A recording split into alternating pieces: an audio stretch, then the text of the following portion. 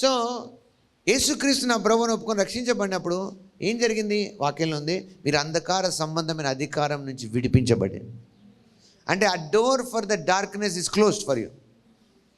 మీరు వెలుగులో ప్రవేశించారు, దేవుని రాజ్యంలో ప్రవేశించారు. అంటే అర్థం ఏంటి? ఆయన రక్షణ వల్ల ఏం జరిగింది? మీకోసం చీకటి, సాతాను, వాటికి సంబంధించిన వాటన్నిటి యొక్క ఎంట్రన్స్ క్లోజ్ అయిపోయింది. కానీ కొంతమంది ఎలా ఉన్నారంటే ఇంకా దాన్ని తలుచుకుంటూ ఉన్నారు. అజ్ఞానం అది మీరు ఏం చేయక్కర్లేదు, మీకోసం ఎవరేం చేయక్కర్లేదు. యేసు ప్రభు చేసింది సరిపోయింది.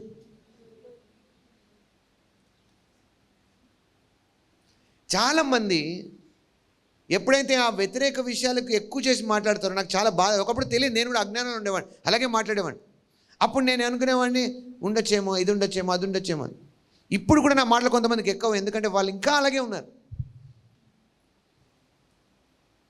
కానీ ఫ్యాక్ట్ ఏంటంటే, నువ్వు దేవుని వాక్యం చెప్పినట్టుగా పర్ఫెక్ట్గా రక్షించబడితే ప్రతి చీకటి సంబంధించిన వాటికి క్లోజ్ అయిపోయింది మీ జీవితంలో. అండ్ దేవుడు క్లోజ్ చేస్తే అది ఎలా ఉంటుందంటే ఎవరు తీయలేరంట దాన్ని. హల్లెలూయా. అది నువ్వు ఎక్కించుకోవాలి నీలో ఫస్ట్. గుర్తుంచుకోండి, ఈ మెసేజ్ నేను మాట్లాడేది మీరు నమ్మితే దానికి మీతో పాటు ఎవరు తోడు ఉండాల్సిన అవసరం లేదు.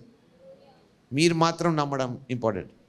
కొన్నిసార్లు మీతో ఉన్న చాలా సన్నిహితులు మీకు వ్యతిరేకంగా ఉండొచ్చు, no problem, but you have to be bold. ఎందుకది? వాక్యంలో ఉంది కాబట్టి.